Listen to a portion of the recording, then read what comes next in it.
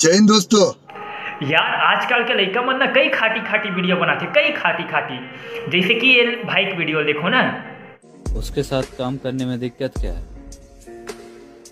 अपन गरीब आदमी है साहब। और अभी तो रुको, क्लाइमैक्स अभी बाकी है।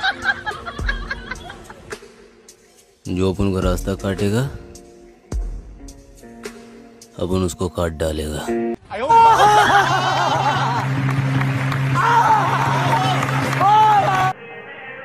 देख रहे हो यार भाई, मैं जब 10 साल के रहे हो ना, तुहर वाली कसम, जब मैं बंजारी मेला जाऊँ ना यार, तो ये सोचा कि मैं का बोला पापा ला कि उम्र पर 10 वाला डमरू ले दे और चल छैया छैया वाला मोबाइल ले दे।